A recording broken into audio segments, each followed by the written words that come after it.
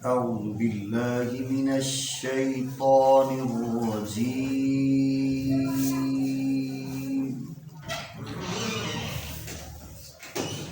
بسم الله الرحمن الرحيم.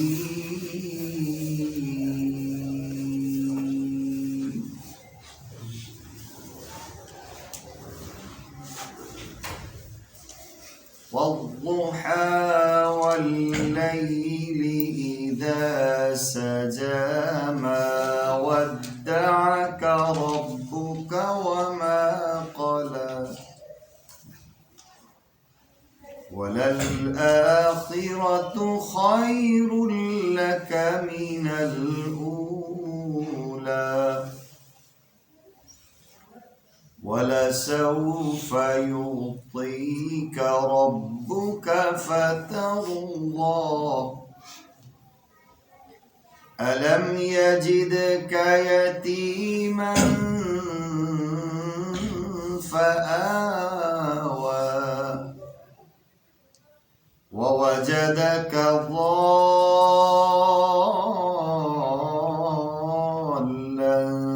فهدى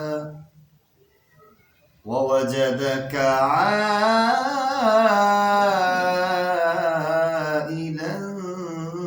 فأغنى فأما اليتيم فلا تقهر وأما السائل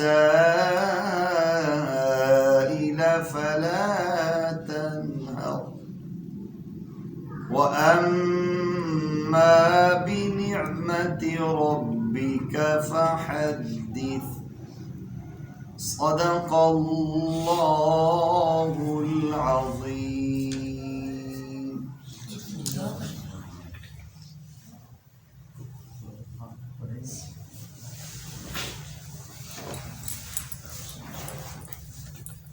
زمین میلی نہیں ہوتی،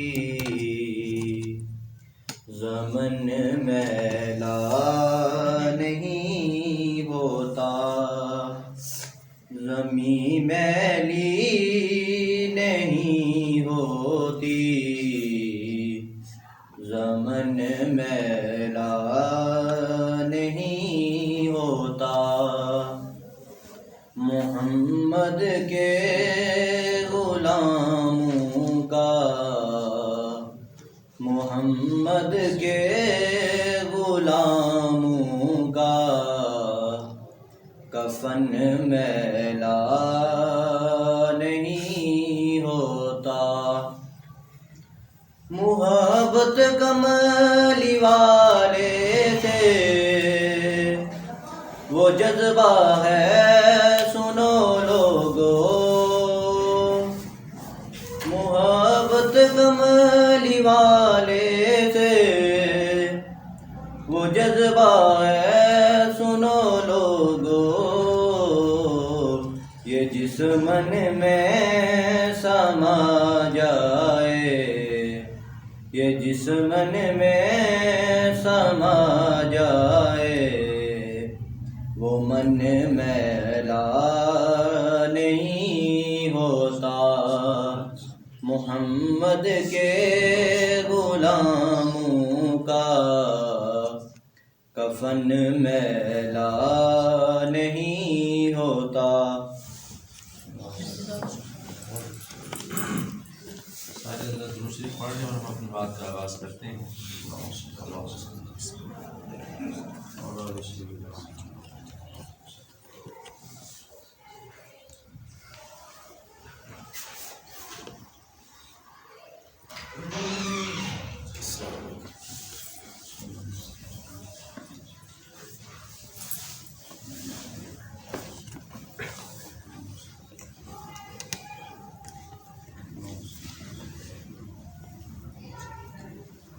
نحمده ونصلي ونسلم على رسوله الكريم، أما بعد، فأعوذ بالله من الشيطان الرجيم، بسم الله الرحمن الرحيم، والذي جاء بالصدق وصدق به أولئك هم المتقون، صدق الله العظيم۔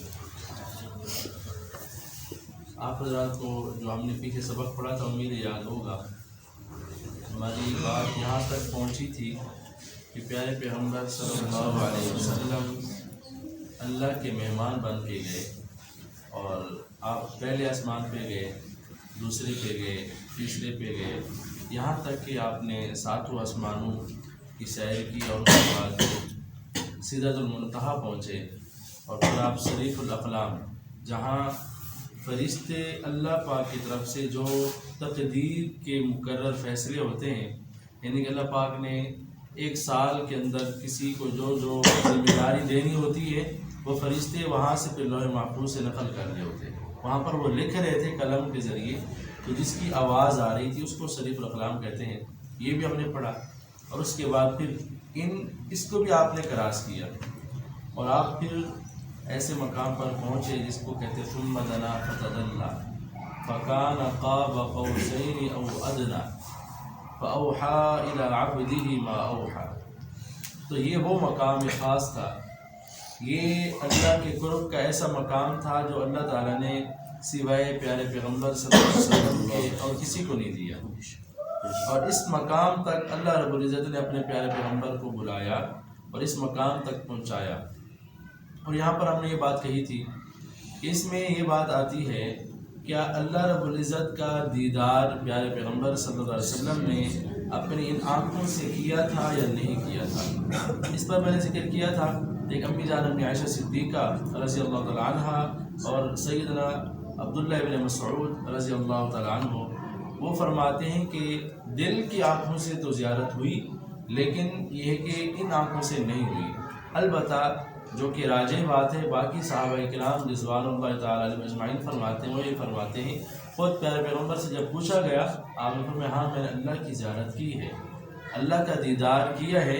اور وہ کیسے تھا تو میں نے ذکر کیا، 2 حدیثیں بتائی تھی. اس میں آپ نے فرمایا تھا کہ میں نے رأیت النور الاعظم، میں نے ایک اعظم اور عظیم نور دیکھا تھا. اور کہتے ہیں اس انداز سے اللہ رب العزت نے اپنے پیغمبر کو اپنا دیدار کرایا کہ دل اور آنکھ کی دونوں آنکھوں کی بصیرت دونوں کے اندر وہ برابری ہوگی، پتہ نہیں چلا کہ دل سے ہو رہا ہے یا آنکھوں سے ہو رہا ہے. اللہ نے اپنی شان کے مطابق کما یلیق بشانہ، اللہ رب العزت نے اپنی شان کے مطابق جو اللہ کی شان ہے، اس کے لیے ہم مثال تو نہیں دے سکتے نا.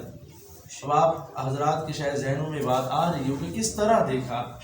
یہ بات تو ہے کہ دل کی آنکھوں سے بھی دیکھا، آنکھوں سے بھی دیکھا، ان آنکھوں سے بھی دیکھا، اور لیکن کس طرح دیکھا گیا، کیا چیز ہے، تو اس کے بارے میں اللہ تعالیٰ خود فرماتے ہیں لیسا کمثلہ شیء، اللہ کی تو ہم مثال نہیں دے سکتے. اس لیے یہاں پر یہی بات کہی جاتی ہے کہ کما یلیق بشانہ، اللہ نے اپنی شان کے مطابق جو اللہ تعالیٰ کی شان کے مطابق ہے اسی طرح اللہ نے اپنے پیغمبر صلی اللہ علیہ وسلم کو اپنا دیدار کرایا، اپنی زیارت کرائی، اور پھر بلا واسطہ، بیچ میں کوئی واسطہ نہیں ہے. جس طرح دنیا کے اندر جبریل امین آپ کے پاس وہی لے کر آیا کرتے تھے، یہاں کوئی بیچ میں واسطہ نہیں. تو اللہ نے بغیر واسطے کے اپنے پیغمبر سے ہم کلام اللہ تعالیٰ ہوئے اور وہی نازل فرمائی، وہی عطا فرمائی، اور اس کے اندر وہی میں نے ذکر کیا تھا وہ تحائف عطا کیے تھے، جن تحائف کا ہم نے تذکرہ کیا تھا. یہاں تک ہماری بات آئی تھی، اور اس میں وہ 3 تحائف کا تذکرہ کیا تھا. خواتم بقرہ، سورۃ البقرہ کی آخری آیات. اب آپ ذرا سوچیں کہ ان کو اللہ نے ہر صورت کا اللہ نے بڑا ایک اعزاز، بڑی ایک شان رکھی ہے، لیکن ان کا اعزاز دیکھیں کہ اللہ نے عرش پر بلا کے پھر یہ آخری صورتیں دی، آخری یعنی کہ آیات نازل فرمائی دی. اور اس کے بعد پھر آپ نے اللہ تعالیٰ نے آپ کو یہ بھی تحفہ دیا تھا کہ اگر کوئی انسان شرک نہ کرے اور میرے ساتھ کسی کو شریک نہیں ٹھہرائے گا، گناہوں باقی جتنے بھی گناہ ہوں معافی مانگے کہ معاف کر دوں گا، لیکن شرک معاف نہیں ہوگا. یہ بھی ذکر ہوا. اور پھر آپ کو وہ 50 نمازیں دی گئیں. وہ تحائف آپ نمازیں لے کر جب نیچے آئے، 6 آسمان پر آئے، تو یہاں پر میں نے ایک بات یہ کہی تھی کہ حضرت ابراہیم علیہ السلام نے بات نہیں فرمائی، حضرت موسیٰ علیہ السلام نے بات فرمائی. عرض کیا کہ حضرت آپ جائیں اور آپ کی امت جو ہے نا وہ یہ نماز ادا نہیں کر سکے گی. اب یہاں پر یہ میں نے بلکہ بات بیان کر دی تھی کہ جب حضرت موسیٰ علیہ السلام نے کیوں بات کی اور حضرت ابراہیم علیہ السلام نے کس لیے بات نہیں کی تھی، اس کی وجہ میں نے بتائی تھی. دیکھیں علماء کرام فرماتے ہیں کہ ابراہیم علیہ السلام اللہ کے وہ پیغمبر ہیں جن کو اللہ نے وہ مقام عطا کیا کہ ان کو اپنا خلیل بنایا. خلیل کا مطلب ہے کہ ایسے مقام پر فیض کیا کہ اللہ کی طرف سے جو حکم آئے بغیر کسی سوچے بغیر کوئی بات کیے اسی طرح اس کو قبول کرنا. یہ اللہ نے ان کو وہ ایک شان وہ دی تھی. لیکن موسیٰ علیہ السلام کو اللہ نے جو شان دی وہ تھی کلیم کی. وہ ایک ان کا ناز تھا نا. اللہ نے ان کو یہ اعزاز دیا کہ ان کا دیکھیں ابراہیم علیہ السلام کی شان کا تقاضا یہی تھا کہ اسی جس طرح آئے اسی طرح قبول کیا جائے. اور موسیٰ علیہ السلام کی شان کا تقاضا یہی تھا کہ جہاں ضرورت وہاں بات کی جائے. تو یہاں یہ ان کی کلیم ہونے کا ان کے بات کرنے کا اللہ نے ان کو یہ اعزاز دیا تھا. اس لیے انہوں نے بات کی اور اپنے پیغمبر صلی اللہ علیہ وسلم پیارے پیغمبر سے عرض کیا کہ آپ جائیں اور اپنی امت کے لیے کام کرائیں. اب یہاں پر جو آگے بات کرنے والی تھی وہ یہ تھی کہ دیکھیں یہ کیسی بات ہے. یہ اس پہ یہ انسان کے لیے کتنا ایک مشکل ہوتا ہے نا. اب آپ ہیں میں ہوں ہم کہیں جاتے ہیں ہمیں کسی جگہ سے باقاعدہ پروٹوکول کی صورت میں وزیر اعظم ہاؤس لے جایا جائے وہاں پر ہمیں تحائف دیے جائے اور ہم کہیں نہیں یہ نہیں دو ہمیں واپس کر لو. کتنا مشکل ہوگا. بہت مشکل ہوگا نا. اب یہاں امام الانبیاء صلی اللہ علیہ وسلم کا اعزاز تو دنیا کا اعزاز ہے ہی نہیں. اس اعزاز تک اللہ کے مقربین جو انبیاء ہیں وہ اعزاز ان کو بھی حاصل نہیں ہوا. اب اس اعزاز میں ایسا پروٹوکول کہ آپ کو مسجد حرام سے لے جایا گیا اور مسجد اقصیٰ پہنچایا, انبیاء کو انتظار کرایا اور انبیاء کو آپ نے امامت کرائی. یہ اعزاز ابھی بڑھتا جا رہے آگے جا رہے ہیں آپ. اور آپ پہلے آسمان پہ پہنچتے وہاں آپ کا استقبال ہوتا ہے آدم علیہ السلام کرتے ہیں اور پھر آپ حضرت عیسیٰ علیہ السلام حضرت یحییٰ علیہ السلام ان کے استقبال میں پہنچتے ہیں وہاں ان کا استقبال انبیاء کر رہے ہیں. یہاں ہمارا اگر کوئی گلی کا کوئی بڑا استقبال کر لے تو ہمیں بڑی اس چیز پہ وہ خوشی ہوتی ہے. ہم خوشی میں سماتے نہیں ہیں پورے نہیں سماتے. لیکن یہاں تو انبیاء استقبال کر رہے ہیں اور یوں آپ کا یہ اعزاز جا رہا ہے اور سدرۃ المنتہا پہنچے وہاں فرشتے کتنی تعداد میں بڑی تعداد میں موجود ہیں صرف پیارے پیغمبر کے دیدار کے لیے. جہاں اعزاز اتنا زیادہ ہے اور اتنے اعزاز کے ساتھ اللہ کے پیغمبر کو اللہ نے بلا لیا اور اس کے بعد پھر تحفہ بھی دے دیا. اب تحفہ دینے کے بعد آپ کو 50 نمازیں دی گئی.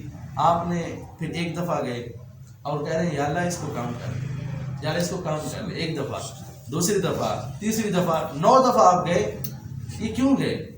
یہ اس لیے گئے تاکہ امت کو اس چیز کا احساس ہو کہ بھی جس پیغمبر کو جس شان سے بلایا گیا ہمارے پیغمبر کو اور ہمارے لیے تاکہ ہم گناہ سے بچ جائیں. تاکہ ہم 50 نماز ہوں تو ہم پھر شاید ہم چھوڑنا شروع کر دیتے. ہم تو 5 بھی نہیں پڑھتے. تو ان امت کی فکر میں کہ تاکہ میری امت گناہ کے اندر مبتلا نہ ہو تاکہ وہ گناہ یہ نہ کر بیٹھے کہ اللہ کا یہ اتنا بڑا کی نافرمانی نہ کر بیٹھے. اس لیے بار بار آپ کا جانا ہوا تاکہ امت کو اس گناہ سے بچایا جائے. اور اس کے ساتھ دوسرا پہلو آپ یہ دیکھیں کہ جو تحفہ اللہ نے دیا اس تحفے کو کم کرایا. مقصد یہ ہے تاکہ امت کو احساس پیدا ہو. اور آج ہمیں یہ ہمارے لیے کتنی ایک بڑی بدقسمتی ہوگی کہ جس پیغمبر صلی اللہ علیہ وسلم کو اتنی شان کے بعد تحفہ ملے اور وہ تحفہ بھی ہمارے لیے کم کرائیں اور ہم آج وہ لینے کے بھی در پہ نہیں اور آج ہماری اس کی طرف فکر نہیں ہے. بہرحال پھر آپ کو جب یہ 50 سے 5 آ گئی تو آپ کو پھر بتایا گیا کہ 50 فرض نہیں ہے, فرض 5 ہے. لیکن یہ ہے کہ جب بھی آپ کا امتی یہ 5 نمازیں پڑھے گا اس کو 50 کے برابر ثواب ملے گا. اور اس کے ساتھ ساتھ دیکھیں کہ یہ نعوذ باللہ کوئی یہ پچھلی بات سے آپ اس بات کو جوڑ لیں, یہ نمازیں کی سزا تو نہیں تھی نا اللہ پاک کی طرف سے. اللہ تعالیٰ کے قریب ہونے کا ذریعہ سب سے ذریعہ بہتر یہی ہے. اللہ کے سجدے ہیں, اللہ کے آگے جھکنا ہے, اللہ کے آگے سر جھکانا ہے, پیشانی اللہ کے آگے لگانی ہے. یہ اللہ کے قریب ہونے کا سب سے اہم ترین طریقہ ہے. لیکن اس میں یہی بتایا گیا تاکہ امت جو ہے وہ اللہ کے پیغمبر کے لیے تو مشکل نہیں تھا, ہمارے لیے بظاہر اللہ کے پیغمبر تو راتوں کی راتیں آپ عبادت کیا کرتے تھے, آپ کے 2 پاؤں سوج جاتے تھے اس وجہ سے. لیکن صرف اور صرف امت کے لیے. اور آج امت جو ہے اپنے پیغمبر صلی اللہ علیہ وسلم کی ان تعلیمات کو اپنانے کے لیے ذرا بھی تیار نہیں ہے. تو بہرحال یہ ہماری کوتاہی ہے. اللہ تعالیٰ ہمیں اپنے پیغمبر صلی اللہ علیہ وسلم کی ان باتوں کو اپنانے کی توفیق نصیب فرمائے۔ تو بہرحال آپ اس اعزاز کے بعد پھر آپ کی واپسی ہوئی، اور آپ کی واپسی بھی شان سے ہوئی، اور کس طرح آپ کی واپسی ہوتی ہے۔ یہاں پر ایک بات اور بھی میں نے ذکر کی تھی کہ بلکہ یہاں پر بات کرنی ہے، کیا اللہ نے جب اپنے پیغمبر صلی اللہ علیہ وسلم سے کو اپنا دیدار کرایا تو کیا بات بیچ میں کیا ایک بات بھی ہوئی یا نہیں ہوئی؟ ایک تو طائف ملے، اور اس موقع پر آتا ہے حدیث میں ایک بات، یہ سیرت کی کتابوں میں بات موجود ہے کہ جب اللہ کے پیغمبر گئے، اللہ کا دیدار ہوا، التحیات للہ والصلوات والطیبات، یہ تمام کی تمام عبادات میرے رب کے لیے۔ اور پھر اللہ رب العزت کی طرف سے یہ آپ کو ارشاد ہوا، السلام علیکہ ایھا النبی ورحمۃ اللہ وبرکاتہ۔ اور پھر پیارے پیغمبر صلی اللہ علیہ وسلم سے ان کے سلامتی کی دعا، یہ تو مخلوق کے لیے اور ہمارے لیے، تو آپ نے فرمایا السلام علینا وعلی عباد اللہ الصالحین۔ وہاں عرش معلیٰ پر سدرۃ المنتہا کے بعد جہاں ہر چیز پیچھے ہے، وہاں پہ اللہ کے پیغمبر اپنے نیک لوگوں کو یاد کر رہے ہیں، اور فرمایا سلامتی ہم پر اور ہمارے نیک لوگوں پر ہو۔ اور اسی طرح جبریل امین کے بارے میں انہوں نے کہا اشہد ان لا الہ الا اللہ واشہد ان محمد رسول اللہ۔ یہ سیرت کی کتابوں میں موجود ہے۔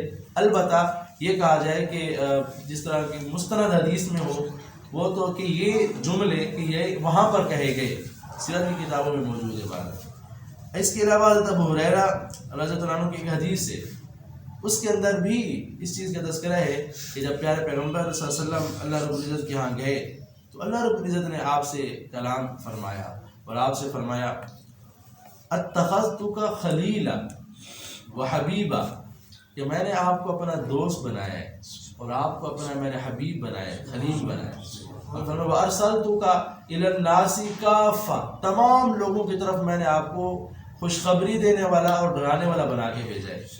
اور اس کے بعد پھر آپ نے بھی فرمایا اللہ تعالیٰ نے وشرحت لک صدرک، میں نے آپ کے سینے کو کھول دیا اور آپ کے بوجھ کو کم کیا، میں نے آپ کے بوجھ کو کم کیا ہے۔ اور آگے فرمایا ورفعت لک ذکرک، آپ کے نام کو میں نے بلند کیا۔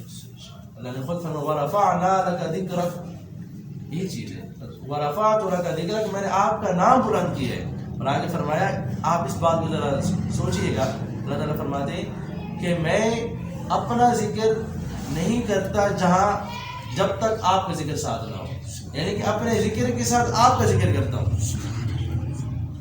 تو یہ کتنا بڑا اعزاز ہے، اللہ رب العزت پیارے پیغمبر صلی اللہ علیہ وسلم سے فرما رہے ہیں، یہ کتنی بڑی شان ہے کہ اللہ نے ہمارے پیارے پیغمبر صلی اللہ علیہ وسلم کو عطا فرمائی۔ اور اس کے بعد فرمایا کہ میں نے آپ کی امت کو تو امت خیر بنایا، خیر امت متوسط بنایا، یہ امت کی شان بیان فرمائی ہے۔ اور آج امت کو دیکھیں، امت جو ہے نا وہ اپنے آپ کو جو اللہ کی طرف سے شان دی گئی ہے اس کو بچانے کے لیے بھی تیار نہیں ہے، اور ہمیں پتہ بھی نہیں ہے کہ ہماری اللہ نے امت محمدیہ کو کیا شان عطا فرمائی ہے۔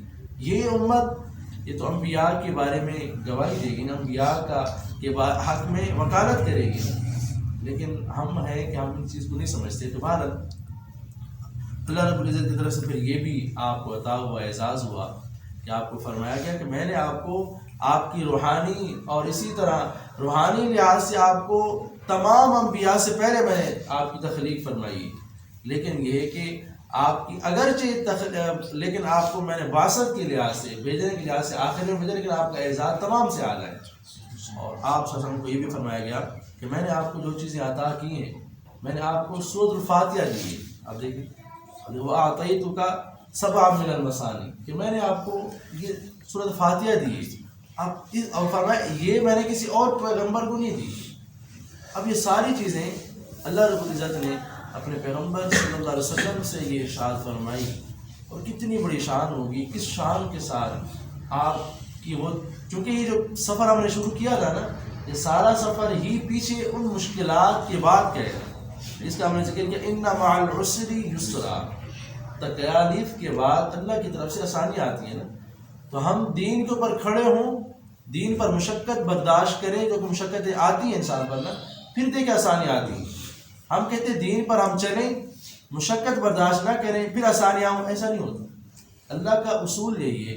اب پیارے پیغمبر کی جو کہ زندگی آپ پڑھتے آ رہے ہیں نا، اب یہ مکی زندگی اب یہ 10-11 سال ہو چکے، اب اس میں آپ نے کیا جو پڑھا آپ کو احساس ہوا، شیب ابی طالب آپ نے پڑھا اور سفر طیف آپ نے پڑھا، یہ سارا سفر آپ نے پڑھا، ساری مشکلات آپ نے دیکھی، تو احساس ہوگا کہ اور اسی طرح سیدنا صدیق اکبر رضی اللہ عنہ کا وہ زخمی چہرہ بھی آپ نے پڑھا، اور اسی طرح حضرت سمیہ کے ٹکڑے ٹکڑے ہونا بھی آپ نے پڑھا، اور آپ نے یہ بھی پڑھا کہ حضرت بلال رضی اللہ عنہ کو کس طرح ظلم و تشدد کا نشانہ بنایا جاتا تھا، صرف اور صرف اس بنیاد پر کہ وہ دین سے پیچھے ہو جائیں۔ تو یہ پوری زندگی آپ کی بتاتی ہے کہ دین پر چلنے کے لیے تھوڑی مشقت برداشت کرنی ہوگی، اگر ہم برداشت کریں گے پھر آسانیاں ہیں، وہ یہی آسانی آپ دیکھیں کیسا اعزاز ہے، یہ اعزاز اللہ تعالیٰ پھر عطا کرتے ہیں جب پیغمبر صلی اللہ علیہ وسلم کی اتباع کی جائے گی۔ تو بہرحال پھر آپ کی واپسی ہوئی، حدیثوں کے بڑی ہے، تو بہرحال آپ واپس ہوئے اور بیت المقدس، اور وہاں سے پھر آپ کی واپسی ہوئی مسجد حرام تک۔ اور یہ چونکہ آپ کا یہ جتنا بھی سفر ہے نا معراج کا، یہ تو خود معجزہ ہے، پورا سفر معجزہ ہے۔ اب رات کے چھوٹے سے حصے میں اللہ تعالیٰ فرماتے ہیں نا کہ میں نے اپنے پیغمبر کو بلایا رات کے حصے میں، لیلن کا ذکر ہے بھی مختصر رات کے تھوڑے سے حصے میں۔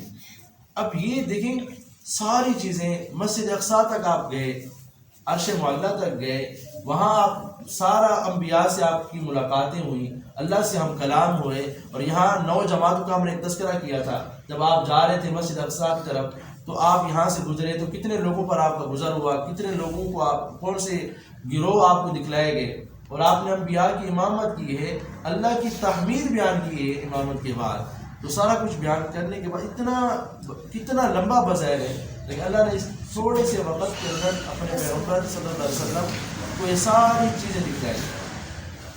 اور جب آپ واپس ہونے کے بعد پھر اس چیز کا پھر آپ نے ظاہری بات ہے قریش کو تذکرہ فرمایا، قریش کو بتایا۔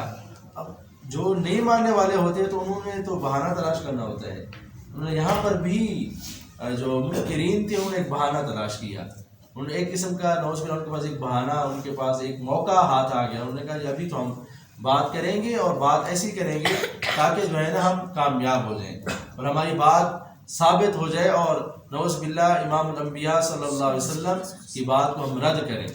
تو بہرحال یہ تو ان کی بدقسمتی تھی جنہوں نے اس طرح کیا۔ تو آپ کو یہ کہنے لگے کہ دیکھیں عجیب بات ہے، پہلے ابھی دنیا کی باتیں تھیں اور اب تو آسمانوں کی باتیں ہو رہی ہے، مسجد اقصیٰ کی ہو رہی ہے، اور وہ بھی ایک رات کے اندر۔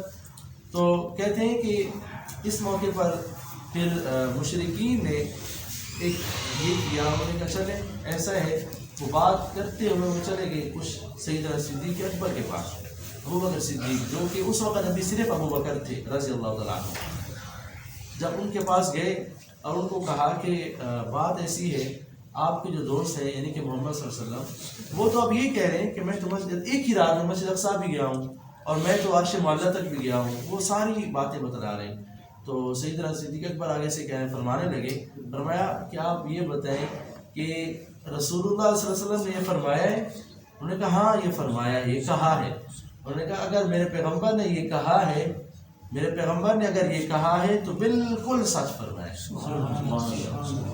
اور فرمایا کہ آپ تو یہ بات کر رہے ہیں نا، ہم تو اس سے بھی بڑی بڑی باتیں مان چکے ہیں، آپ تو یہ باتیں کرنے آئے۔ ان کا مقصد یہ تھا کہ یہاں پر تاکہ ان کی بات نہ مانی جائے نا، یہاں پر نہیں مانے گئے، تو اللہ کی طرف سے پھر پیغام آیا، اللہ نے جبرائیل امین بھیجا اور فرمایا والذی جاء بالصدق وصدق به اولئک هم المتقون۔ فرمایا پہلے ابو بکر صرف ابو بکر تھے، اب صدیق اکبر ہیں، اب صرف ابو بکر نہیں ہے، اب صدیق اکبر ہیں، اب یہ سچوں کے بھی اکبر ہیں، سچوں کے بھی امام ہیں۔ اللہ نے یہ اعزاز سیدنا ابو بکر صدیق رضی اللہ تعالیٰ عنہ کو عطا فرمایا۔ اب ذرا آپ یہ بتائیں کہ یہ جس پیغمبر صلی اللہ علیہ وسلم کے صحابی سیدنا صدیق اکبر اس انداز سے تصدیق کریں بغیر پوچھے، ابھی ملے ہی نہیں ہیں، اللہ کے پیغمبر سے ملاقات ہی نہیں ہوئی، ملاقات سے پہلے ہی آپ تک یہ پیغام پہنچا، تو سیدنا صدیق اکبر نے فوراً فرمایا کہ اس طرح تو نہیں ہو سکتا، میرے پیغمبر نے فرمایا ہے تو بس سچ ہے۔ تو یہ اس کے بعد پھر انہوں نے یہاں پر بھی ان کو کہتے ہیں نا ان کا کام نہیں بنا، یہاں بھی ذلیل ہوئے، رسوا ہوئے۔ انہوں نے کہا چلیں ایسا ہے تو آپ ہمیں یہ بتائیں، آپ چونکہ آئے ہیں آسمانوں سے آپ نے سفر کیا، تو آپ نے کوئی اور چیز دیکھی ہو، بلکہ یہ کہا کہ اگر آپ نے مسجد اقصیٰ گئے ہیں، جو وہاں گئے ہوئے تھے نا مسجد اقصیٰ، وہ کہنے لگے چلے آپ یہ بتائیں اس کی نشانیاں بتائیں، مسجد اقصیٰ کیسی تھی، اس کی کچھ علامات. تو کہتے ہیں پیارے پیغمبر صلی اللہ علیہ وسلم نے فرمایا، تو کہتے ہیں جب یہ انہوں نے مطالبہ کیا، اب اللہ کے پیغمبر صلی اللہ علیہ وسلم اس مقصد کے لیے تو نہیں گئے جا کے وہ ساری چیزیں یاد کریں، تو اللہ تعالیٰ نے وہ تمام چیزیں بیچ سے ہٹائی، مسجد اقصیٰ سامنے رکھ دی، اور جو پوچھ رہے تو بتاتے جا رہے تھے، اور یہاں بھی وہ رسوا ہوئے. پھر انہوں نے کہا چلیں کوئی اور بات ہو جس سے ہمیں یقین آئے. کہتے ہیں جو نہ ماننے والا ہوتا ہے نا، اس کا کہیں بھی علاج نہیں. جس نے نہیں ماننا نا، اس نے ماننا ہی نہیں ہے نا. اس کو آپ جتنے بڑے دلائل دیں، جتنا کچھ آپ اس کو سمجھائیں، لیکن اس نے ماننا نہیں ہے. تو بہرحال یہاں پر انہوں نے کہا کہ کوئی اور، تو آپ نے فرمایا کہ شام سے آپ لوگوں کا ایک قافلہ آ رہا ہے، اور فرمایا کہ وہ اتنی مسافت پر اتنی دور ہے مکہ مکرمہ سے کہ ٹھیک 3 دن کے بعد وہ یہاں پہنچ جائے گا. اور ساتھ یہ ہے کہ اس کا جو آگے اونٹ ہوگا نا، وہ خاکی قسم کا اونٹ ہے، خاکی رنگ کا، اور اس کے اوپر 2 بوجھ لدے ہوئے ہوں گے، دونوں طرف سے بوجھ ہوں گے، اور وہ سب سے آگے ہوگا، 3 دن بعد پہنچ جائے گا. اب یہاں پر یہ اب پیارے پیغمبر صلی اللہ علیہ وسلم کا ایک اور معجزہ ظاہر ہوا. اب یہ خود بھی معجزہ ہے. آپ رات میں گئے، رات کے اندر آپ اس طرح دکھلا دینا، یہ اللہ کے پیغمبر کا معجزہ نہیں اور کیا ہے. آپ کا یہاں بھی یہ بھی معجزہ ہے. لیکن پھر ہوا ایسے کہ جیسے ہی تیسرا دن آیا. اب تیسرا دن کہتے ہیں سورج ابھی غروب ہونے کو تھا، لیکن قافلہ بھی نہیں پہنچا. اب قافلہ تو قافلہ ہے نا جی، قافلہ ظاہر بات ہے راستے میں دیر بھی ہو جاتی ہے، کوئی مسائل بھی آ جاتے ہیں، کوئی پریشانی، کوئی نہ کوئی معاملہ ہو جاتا ہے. ان کو بھی اس طرح کا معاملہ ہوا. اب یہ دیر ہو رہا ہے ان کو، مطلب ابھی سورج غروب ہونے سے پہلے سورج ابھی غروب نہیں ہوا، لیکن مطلب یہ لگ رہا ہے کہ ابھی قافلہ نہیں آیا، ہو سکتا ہے سورج غروب ہو جائے. تو اللہ کے پیغمبر صلی اللہ علیہ وسلم نے پھر اللہ کے دربار میں ہاتھ بلند کیا اور کہا یا اللہ، میں نے تم سے 3 دن کا وعدہ کیا تھا، ابھی 3 دن ہونے کو ہے لیکن ابھی قافلہ نہیں آیا. تو فرماتے ہیں آپ نے دعا فرمائی، آپ دعا فرما کے فارغ ہوئے، اللہ نے وہ جو سورج نیچے جا رہا تھا نا، حکم کیا وہ سورج وہاں رک گیا. اور پھر جیسے سورج رکا اور پھر وہ قافلہ داخل ہوا، اور شان کیا تھی، جس طرح پیارے پیغمبر نے فرمایا وہ خاکی اونٹ آگے ہوگا اسی طرح آگے تھا، اور فرمایا وہ اس کے اوپر بوجھ ہوگا اسی طرح اس کے اوپر تھا. اب یہ آنے کے بعد، یہ بات دیکھنے کے بعد ہونا تو یوں چاہیے تھا نا.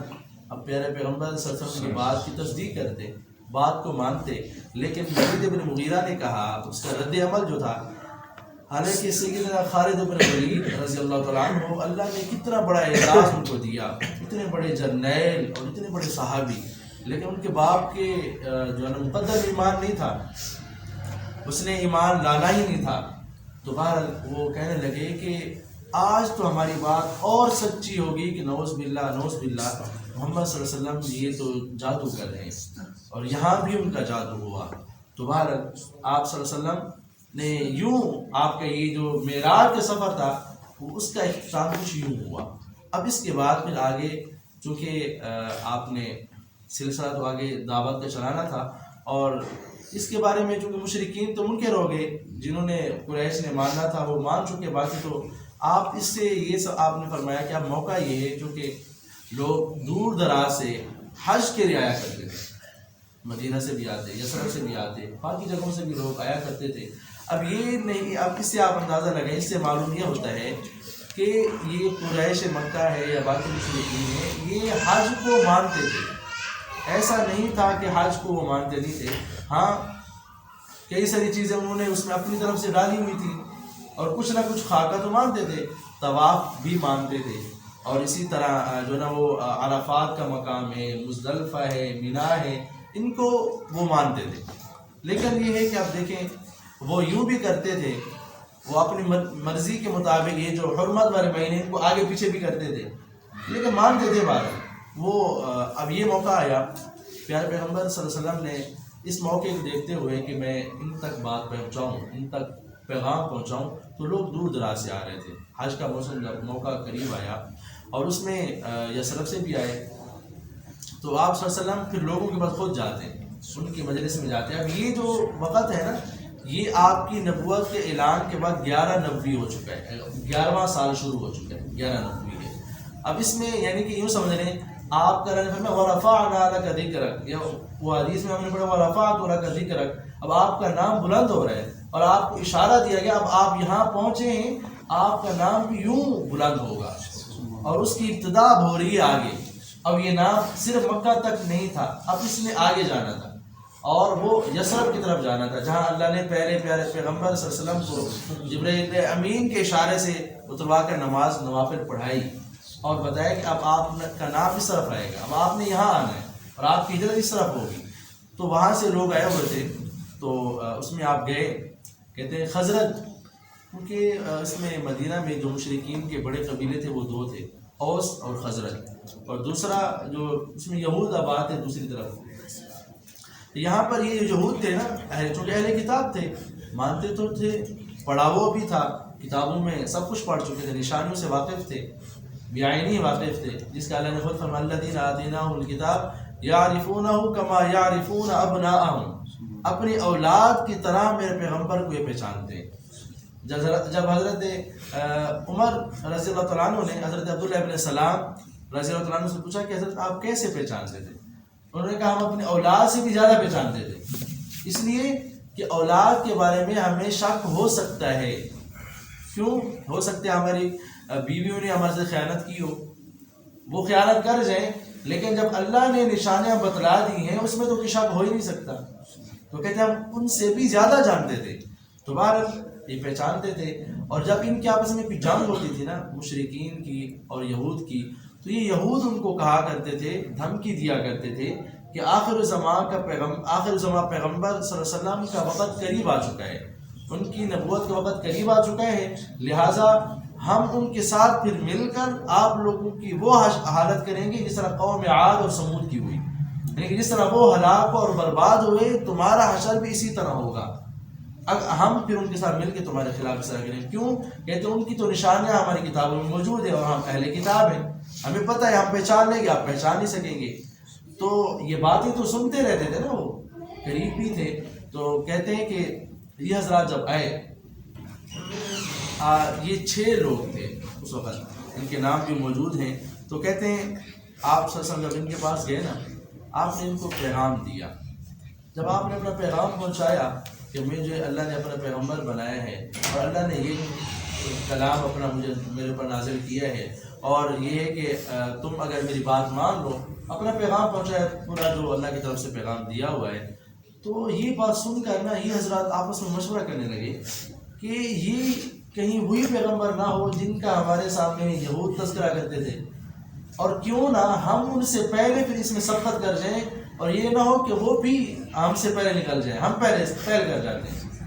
اب اللہ پاک جس کو یہ شان عطا فرمائے، حالانکہ وہ تو جانتے تھے، وہ پہچانتے تھے، ان کی اکثریت نے پہچاننے کے باوجود نہیں مانا، صرف ضد کی وجہ سے، اور یہ پہچانتے اس طرح تو نہیں تھے نا، کتابوں میں تو نہیں پڑھا ہوا تھا، لیکن اللہ نے ان کے دل کی اس تڑپ کو، ان کی اس پیاس کو بجھایا اور ان کو مقدم کیا اور ان کو بڑے اعزازات سے نوازا۔ پھر آگے آپ پڑھیں گے انشاءاللہ اگلی کلاس میں تو اندازہ ہوگا کہ اللہ کی طرف سے ان کو کتنے بڑے اعزازات سے نوازا گیا اور کتنی بڑی شان ان کو اللہ نے عطا فرمائی۔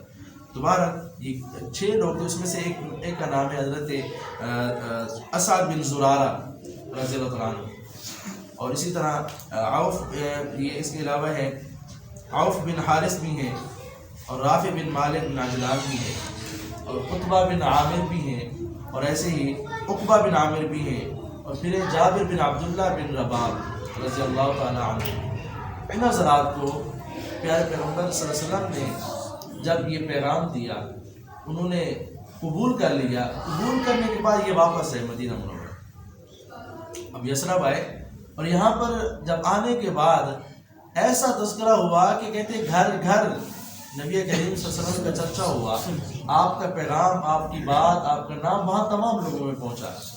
تو کہتے ہیں ان میں جو بڑی شان جن کو اللہ نے عطا کی، ان میں یہ جو اسعد بن زرارہ ہے نا رضی اللہ تعالیٰ عنہ، یہ بڑے عظیم ہیں، ان کو اللہ نے بڑے اعزازات سے نوازا ہے۔ اب آپ ذرا سنیے گا، کہتے ہیں کہ یہ سب سے پہلے جو بیعت کرنے والے ان لوگوں میں یہ اسد بن زرارہ ہے رضی اللہ عنہ. اور اس کے علاوہ جب یہ آ رہے ہیں نا اللہ کے پیغمبر صلی اللہ علیہ وسلم کی طرف سے ان کو جو ہے نا کچھ انہوں نے کہا کہ رسول اللہ ہمیں اپنے ساتھ جو ہے کوئی قرآن پاک کی تعلیم دینے والا، آپ کا پیغام پہنچانے والا بھی ہمارے ساتھ ہو. تو کہتے ہیں آپ نے مصعب بن عمیر رضی اللہ تعالیٰ عنہ ان کو ساتھ کیا کہ یہ آپ کے امام بھی ہیں، آپ کو نماز بھی پڑھائیں گے اور پیغام بھی پہنچائیں گے، دین کی تبلیغ بھی کریں گے. تو کہتے جب یہ آنے کے ساتھ کیونکہ بات تو چل رہی تھی، پیغام تو چل رہا تھا، اور یہ پیغام چلتے چلتے جب یہ جو ہے پھر اس کے بعد ایک اور بھی آپ کے پاس لوگ حاضر ہوتے ہیں، وہ ہم انشاءاللہ پھر اگر اس میں ان کے نام پڑھیں گے وہ کتنے لوگ تھے، وہ 13 لوگ آتے ہیں. پھر اس کے بعد ایک بہت بڑے زیادہ تعداد میں آتے ہیں. تو کہتے ہیں یہ جو ہے نا بات کر رہے تھے یہ مصعب بن عمیر رضی اللہ تعالیٰ عنہ. تو اس میں ایک صحابی ہے اسید بن حضیر رضی اللہ تعالیٰ عنہ. جب ان کو یہ بات پتہ چلی، میں کہا یہ تو باقاعدہ تبلیغ ہو رہی ہے، باقاعدہ پیغام اور جو نا ہمارے لوگوں کو بہکایا جا رہا ہے، یہ ان کے الفاظ ہیں. وہ غصے میں پھر وہ نکلے، تلوار اٹھائی اور پھر سیدھا مصعب بن عمیر کے پاس آئے. انہوں نے کہا آپ کی وجہ سے ہمارے بچے، ہماری عورتیں جو ہے اپنا دین چھوڑ رہے ہیں، یہ کیا آپ کر رہے ہیں؟ اس سے بہتر یہ کہ آپ چلے جائیں یہاں سے، آپ لوگوں کی وجہ سے اس طرح ہو رہے ہیں. تو حضرت مصعب بن عمیر رضی اللہ تعالیٰ عنہ ان کی بات سنی اور فرمایا کہ اگر آپ مناسب سمجھیں تو میں آپ کو اپنی بات پہنچاؤں، آپ کو اپنی بات سناؤں، آپ کو اپنا پیغام سناؤں. اگر آپ کو اچھا لگے تو مان لیں، اگر اچھا نہ لگے تو چھوڑ دیں. انہوں نے کہا یہ بڑی اچھی بات ہے، آپ نے اچھی بات کہی. تو کہتے ہیں اب یہ دیکھیں تلوار لے کر آئے، مقصد یہ ہے کہ میں ان کی اس چلتی ہوئی بات کو ختم کروں. تو کہتے ہیں جب حضرت مصعب بن عمیر نے ان کو پیغام سنایا، اللہ کا کلام سنایا، سبحان اللہ، اللہ کا کلام سنایا، اللہ کا پیغام سنایا، پیارے پیغمبر صلی اللہ علیہ وسلم سے تذکرہ فرمایا، ان کی شان سنائی. انہوں نے کہا یہ اللہ کا کلام، انہوں نے کہا یہ تو سب سے بہترین کلام ہے، سب سے اعلیٰ اور عمدہ کلام ہے. تو پھر وہ اب تلوار لے کر آئے ہوئے تھے، کہنے لگے مجھے ذرا بتائیں، آپ مجھے ذرا بتائیں اس دین میں داخل ہونے کا طریقہ کیا ہے. اب میں نے اس میں داخل ہونا ہے، مجھے اس کا طریقہ بتائیں. تو حضرت مصعب بن عمیر فرمانے لگے کہ ابھی تو نہیں، آپ پہلے اٹھیں، اپنے جسم کو پاک کریں اور اسی طرح کپڑے پاک کریں، غسل کریں، پھر آئیں. تو کہتے ہیں وہ پھر اسی طرح اسی ترتیب سے، اور پھر یہ ہے کہ انہوں نے اسلام قبول کیا. اور پھر انہوں نے کہا، کہتے ہیں جب یہ اب ایک اور صحابی کا تذکرہ ہے، سعد بن معاذ رضی اللہ تعالیٰ عنہ کا تذکرہ ہے. تو کہتے ہیں انہوں نے کہا اگر وہ اسلام بات مان لینا تو پھر تو اوس کا کوئی بھی لوگ بندہ نہیں رہے گا جو مسلمان نہ ہو. تو کہتے ہیں یہ حضرت جو تھے اسید بن حضیر، یہ ان کے پاس گئے. جب یہ ان کے پاس گئے نا، سعد بن معاذ فرماتے ہیں جب یہ آ رہے ہیں نا تو کہتے ہیں اب ان کی جو رنگت تھی نا وہ تبدیل ہو چکی تھی. اب یہ پہلے والے جو ہے نا وہ اسید نہیں لگ رہے تھے. تو کہتے ہیں میرے پاس آئے تو پوچھا کیا ہوا. تو میں نے کہا کہ مجھے تو ان کی بات میں کوئی ایسی تکلیف نظر نہیں آئی لہٰذا. تو کہتے ہیں جب یہ میں نے بات کی تو وہ پھر بات سننے کے بعد ان کو بھی شدید غصہ ہوا، انہوں نے تلوار اٹھا لی. انہوں نے بھی تلوار اٹھائی. کہتے ہیں تلوار اٹھانے کے بعد وہ سیدھا اسد بن زرارہ کے پاس ہے جہاں پر مصعب بن عمیر رضی اللہ عنہ رہائش پذیر تھے، وہاں پر رہ رہے تھے. ان کے پاس ہے سیدھا. انہوں نے کہا کہ اگر آپ کے ساتھ میرا رشتہ نہ ہوتا، اگر آپ میرے خالہ زاد نہ ہوتے تو آج میں آپ کا کام تمام کر دیتا اس تیر تلوار سے. کیوں؟ کہتے آپ کی وجہ سے یہ لوگ آئے نا، آپ کی وجہ سے یہاں پر یہ معاملہ چل رہا ہے، ہمارے اندر اختلافات کا سلسلہ بن رہا ہے. تو حضرت مصعب بن عمیر نے ان کی بات سننے کے بعد فرمایا کہ اگر آپ کہیں میری بات سن لیں اور اس کے بعد پھر میں آپ کو جو ہے نا آپ کو پسند آئے تو ٹھیک ہے، وغیرہ چھوڑ دیں. تو کہتے ہیں انہوں نے بھی یہی عرض کیا کہ جی بالکل میں آپ کی بات سنتا ہوں، مجھے کون سی ایسی بات ہے. کہتے ہیں آپ کے سامنے بھی یہی پورا پیغام سنایا، اللہ کا کلام سنایا. تو اب سعد بن معاذ رضی اللہ عنہ جو تلوار لے کر قتل کرنے آئے تھے، جو دھمکانے آئے تھے، جو وہاں سے دور کے لیے یعنی کہ بھگانے آئے تھے، لیکن جب پیارے پیغمبر کا کلام، پیارے پیغمبر کی شان پہنچی، شان دل میں بیٹھی، اللہ کا کلام سنا تو کہا کہ اب جو ہے اب تو مجھے آپ ابھی مجھے بھیجیں لیکن مجھے کلمہ پڑھا کے بھیجیں اور میں اس طرح مجھے طریقہ بتائیں کس طرح اس دین میں داخل ہو گئے. تو وہ طریقہ بتایا کہ انہوں نے بھی اسلام قبول کیا تو انہوں نے پھر آگے اپنی قوم کے اندر پیغام پہنچایا. تو یہ اس کے بعد پھر بہت بڑی یہ جو کہتے ہیں نا بیعت ہوئی، پہلے چند لوگ آئے، پھر اس کے بعد بیعت کے لیے 13 لوگ آئے، اس کو بیعت عقبہ اولیٰ کہتے ہیں، پھر بیعت عقبہ ثانیہ کہتے ہیں. اس کا ہم تذکرہ انشاءاللہ اگلے اس میں کریں گے. لیکن اس میں ایک اور تذکرہ میں آپ کو کہہ دیتا ہوں. یہ جو آئے تھے نا یہ خزرج کے حضرات، ان کے مقابلے کے لیے چند لوگ اور آئے تھے. اس میں ابو الحسیر ایک نام آتا ہے کہ وہ آئے تھے. ان کا مقصد یہ تھا کہ جس طرح قریش کے پاس جائیں گے، قریش کو اپنا حلیف بنائیں گے خزرج کے مقابلے میں، خزرج کے مقابلے میں ہم ان کو اپنا وہ بنائیں گے. تو کہتے ہیں کہ یہ حضرت سعد بن معاذ کا میں تذکرہ ہے کہ وہ اوس قبیلے سے ہیں. اور یہ جو حضرات آ رہے ہیں تو یہ بھی خزرج کے مقابلے میں کہ بھی ہمیں جو ہے نا وہ جو ہے نا ان کے مقابلے میں ہم ان کو اپنا حلیف بنا لیں گے. تو جب یہ آئے تو پیارے پیغمبر صلی اللہ علیہ وسلم نے ان کو پیغام پہنچایا. اور اس میں 2 لوگ ہیں، ایک ابو الحسین ہے جو کہ اس وفد کے بڑے تھے، اور دوسرے ان میں ہیں ایاس بن معاذ رضی اللہ تعالیٰ عنہ. تو آپ نے فرمایا کہ لوگوں، آپ جس کام کے لیے آئے ہیں میں آپ کو اس سے اچھا اور بہترین کام بتاؤں. آپ نے یہی اللہ کا پیغام، اللہ کا کلام، اپنی شان بتائی کہ میں اللہ کا پیغمبر ہوں، اسی لیے میری بات کو آپ مانیں اور کسی کے ساتھ اللہ کے ساتھ کسی کو شریک نہ ٹھہرائیں. تو کہتے ہیں یہ جو ایاس بن معاذ سے نا، انہوں نے اس وقت لوگوں سے کہا واللہ، اللہ کی قسم، یہ جو بات ہے نا اے میری قوم کے لوگوں، یہ جو بات کر رہے ہیں نا ہمارے اس کام سے، جس کام کے لیے ہم آئے، یہ بات اس سے کئی گنا بہتر ہے. آپ ان کی بات مان. وہ جو ہم حسین تھے نا کہ انہوں نے کنکری اٹھائی اور ان کے منہ پہ مار دی اور کہا کہ ہم اس کام کے لیے نہیں آئے، ہمارا جو کام ہے وہ اور ہے، اس کام کے لیے ہم نہیں آئے.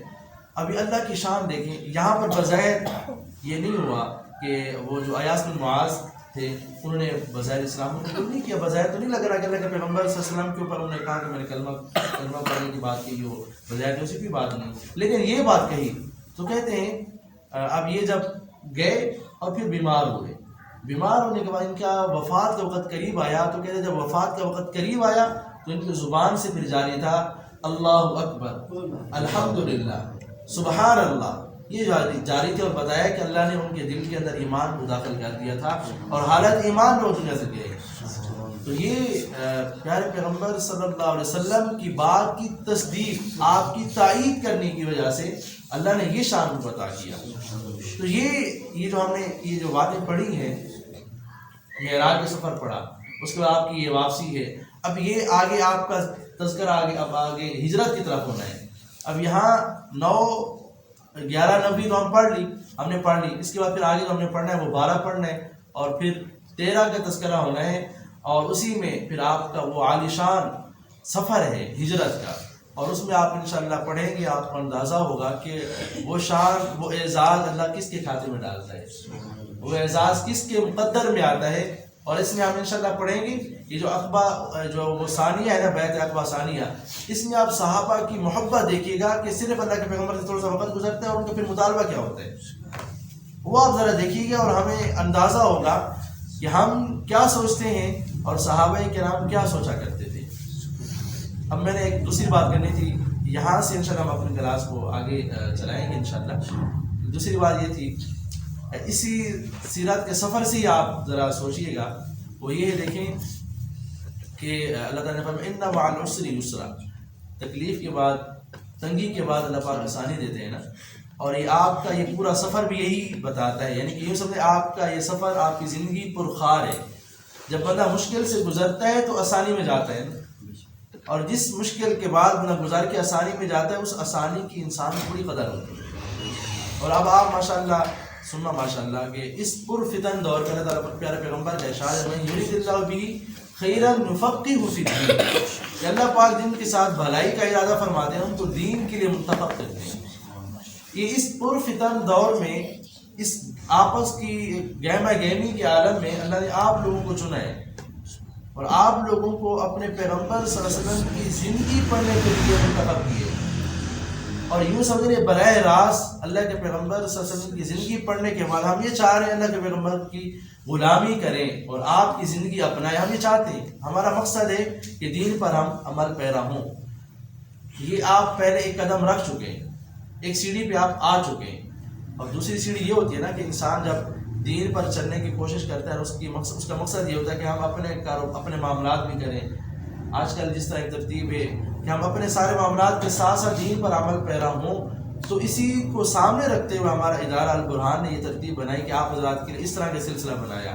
ماشاء اللہ آپ اپنے معاملات کے ساتھ، اپنے کاروبار کے ساتھ، اپنی باقی مصروفیات کے ساتھ ہفتے میں تھوڑا سا وقت نکال کر آتے ہیں اور آپ یہ پیارے پیغمبر کا تذکرہ سنتے ہیں اور اس کو یاد کرنے کی کوشش کرتے ہیں. اب آپ بتائیں اس پڑھتے دوران آپ لوگوں کو کوئی تکلیف تو نہیں ہو رہی کہ اس کے پڑھنے سے بندے کہ آپ کے کاروبار چھوٹ گئے ہوں، آپ کی مصروفیات کے اندر پریشانی آ گئی ہو؟ ایسا کچھ بھی نہیں ہے نا. اب اس کے بعد دوسرا یہ نا، پہلی سیڑھی تو آ گئے، اب دوسری سیڑھی یہ ہوتی ہے کہ جب انسان پہلی سیڑھی پہ قدم رکھ لیتا ہے، ہمت کر لیتا ہے، تو اس دوران پھر انسان کے سامنے پھر مشکلات آتی ہیں، مشکلات کا سامنا ہوتا ہے نا. آپ دیکھیں جب پیارے پیغمبر صلی اللہ علیہ وسلم نے نبوت کا اعلان فرما دیا نا، نبوت کے اعلان کرنے سے پہلے آپ نے دیکھا جہاں بھی آپ جاتے ہیں صادق الامین، لیکن جب آپ نے قدم رکھا پھر مشکلات کا سامنا ہوا، اور ان مشکلات کا پھر کس انداز سے آپ نے ان کو عبور کیا وہ ہم پڑھ چکے ہیں. تو اس کا مطلب ہمیں یہی ہے کہ ہم دین پر چلیں گے تو ہمارے لیے تھوڑی تھوڑی مشکلات آئیں گی بسا اوقات.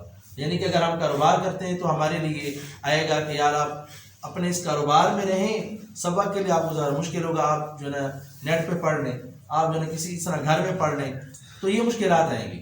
یا اسی طرح انسان ہوتا ہے نا کم ہمتی، یا اسی طرح ہمارے لیے کسی کے تانے آئیں گے، کہتے ہیں جی دیکھو اب بس اس کام میں لگ گیا ہے. تو اس کے اندر ان مشکلات کا پھر ہم نے ان کا تھوڑا سا مقابلہ کرنا ہے، یعنی کہ ہم اس کو ساتھ چلاتے رہیں، اپنی زندگی کے ایک حصہ بنا رہے ہیں. اور پھر اس بات کو سامنے رکھیں، اللہ تعالیٰ فرماتے ہیں وَلَا يَخَافُونَ لَوْمَةَ لَائِمٍ.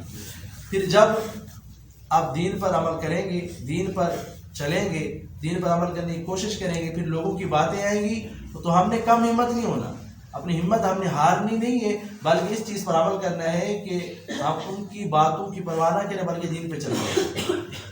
کیونکہ اللہ کا اصول ہے نا لَإِن شَكَرْتُمْ لَأَزِيدَنَّكُمْ، اگر شکر کرو گے تو بڑھا کے دوں گا نا. اگر ہم دین پر چلنے کی کوشش کریں گے تو ہمارے لیے توفیق کا راستہ آسان ہوگا نا. اگر آپ کے لیے قدم اٹھاتے ہیں نا، جس طرح آپ حضرات نے ماشاء اللہ اپنے باقی معاملات چھوڑ کر پیارے پیغمبر صلی اللہ علیہ وسلم سے محبت کے لیے آپ آئے ہیں، یہ بھی کتنی بڑی شان کی بات ہے نا کہ اللہ نے آپ حضرات کو وہاں سے اٹھایا، وہاں سے آپ اپنے باقی معاملات چھوڑ کر یہاں آتے ہیں، پڑھنے کے لیے آتے ہیں. تو یہ سارا کچھ چھوڑنے کے بعد انسان جب اس میں رہتے ہیں، اب اس کو یوں سمجھ، اس کو ہم نے پھر کہتے ہیں نا دنیا کے اندر رہ کر اس پر کنٹرول حاصل کرنا ہے. یعنی کس طرح کہ دین، اور کیونکہ اصل چیز یہ کہ دین اور دنیا، دین یہ نہیں کہتا آپ دنیا چھوڑ دیں، دین یہ کہتا آپ دنیا کمائیں لیکن دین کے طریقے پر.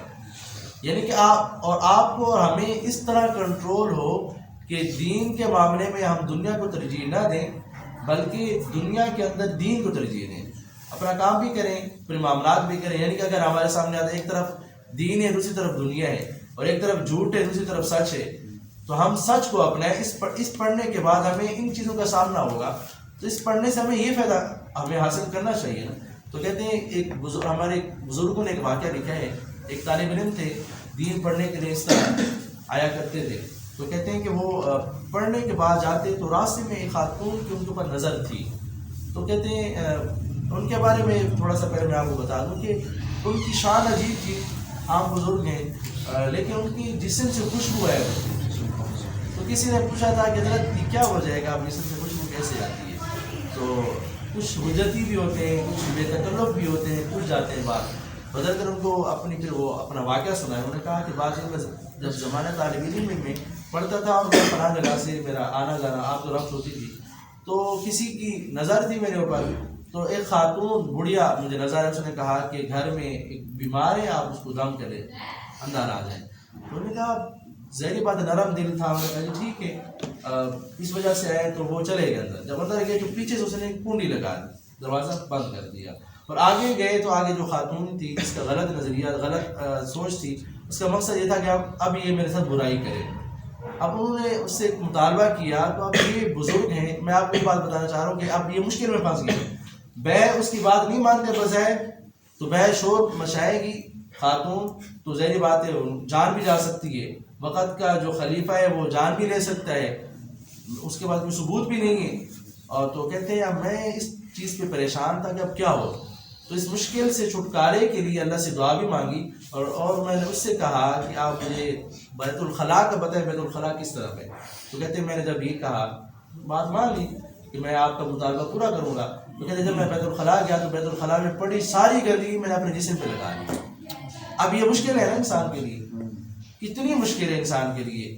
لیکن کیا تھا، میں نے بتایا دین پر چلنے کے لیے مشکلات آئیں گی تو ہم نے ان مشکلات کو اس انداز سے عبور کرنا ہے کہ دین ہم سے نہ چھوٹے. ہم اس انداز سے اس کو کراس کرنا ہے تاکہ پیارے پیغمبر کی زندگی ہم سے نہ چھوٹے. یہاں پر کہتے ہیں جب میں نے وہ لگایا اور باہر نکلا تو وہ خاتون جو میرے لیے انتظار میں تھی تو اس کو نفرت مجھ سے ہوئی. اس نے کہا اس کو تو عقل ہی نہیں ہے. تو کہتے ہیں جیسے مجھے باہر نکالا اور باہر نکلنے کے بعد میں نے جا کر کے اپنے جسم کو صاف کیا. جسم کے صاف کرنے کے بعد اللہ نے مجھے یہ اسی وقت نقدی انعام یہ دیا کہ میں جسم سے خوشبو جاری کر دوں. تو یہ کیا چیز ہے کہ جب ہم دین پر یوں چلتے ہیں، سیڑھی پر قدم رکھتے ہیں، اس سیڑھی پر قدم رکھنے کے بعد مشکلات آئیں گی، کبھی مایوسی کی صورت میں، کبھی اپنوں کے تانے کی صورت میں، کبھی اپنے معاملات کی صورت میں. تو ہم نے ان کو دعا کے ساتھ ان کو عبور کرنا ہے. عبور ایسے کریں گے جب تھوڑی سی ہمت کریں نا، تھوڑی سی مشقت آتی ہے. اب مجھے پیاس لگی ہے، پیاس کے لیے میں پانی کے لیے کسی کو کہوں گا یا خود اٹھ کے جاؤں گا، پانی بھروں گا پھر پیوں گا نا. ایسا تو نہیں میں کہتا رہوں کہ یار مجھے پیاس لگی ہے تو میری بیٹھے بیٹھی پیاس بجھ جائے، ایسا تو نہیں ہوگا. اس کے لیے اٹھنا پڑے گا. جب ہم چاہتے یہی ہیں، ہم میں سے ہر ایک کی فکر ہے کہ ہم دین پر چلیں اور اپنے باقی معاملات بھی چلائیں، تو اس کے لیے تھوڑی سی مشقت برداشت کرنی ہوگی ہمیں. اگر ہم نہیں کریں گے تو ظاہری بات ہے پھر ہم پیچھے ہو جائیں گے. ہم وقت نہیں دیں گے تو کمزوری ہماری ہوگی. تو یہی چیز ہم یہ چاہتے ہیں کہ ہمارا آگے یہ القرآن کی چونکہ مختلف ایک ترتیب ہوتی ہے. جس طرح کچھ ٹائم پہلے ہماری ایکٹیویٹی تھی جو کہ ہم گئے تھے، یہی تھی کہ آؤٹ ڈور ایکٹیویٹی تھی، آپس میں گپ شپ تھی، ملاقات تھی. تو اسی طرح وہ مختلف ان کے پروگرام ہوتے ہیں. ان کا مقصد یہی ہوتا ہے کہ آپ اپنے باقی معاملات چلائیں اور آپس میں ہم جڑیں. تو آگے ہمارا انشاءاللہ کچھ ٹائم بعد ایک میٹ اپ آنا ہے. اس میں ہمارا جو قبیلہ ہے، قبیلہ ابو عبیدہ بن جراح، اس میں تقریباً 9-10 اساتذہ ہیں، 10-11 یہ کلاسیں ہیں. تو وہ سارے طلباء ایک جگہ اکٹھے ہوں گے انشاءاللہ. اور اس کا مقصد یہی ہوگا کہ آپ حضرات کا آپس میں ان کو آپ دیکھیں گے، وہاں پڑھانے والوں کو دیکھیں گے کہ وہ آپ جیسے لوگ تھے، انہوں نے پڑھا اور پڑھنے کے بعد آج وہ پڑھا رہے ہیں. اور آپ حضرات کو اس چیز کو آپ بتائیں گے کہ یار آپ بھی ہماری طرح بنیں اور اس طرح بننے کی کوشش کریں، اور آگے آپ اس نیت سے پڑھیں کہ ہم نے آگے پڑھانا ہے. مشکل نہیں ہے. اور اس کے علاوہ مختلف ان کے جو پروگرام ہوتے ہیں اس میں آپ کو وہ کچھ اپنی کارگزاریاں بتائیں گے. اس میں آپ حضرات کے سامنے وہ لوگ آئیں گے. تو اس کے لیے ہم انشاءاللہ اس کی کوشش کریں گے کہ ہم اکٹھے ہوں سارے. تو آپ حضرات اس کے لیے تیار ہیں انشاءاللہ؟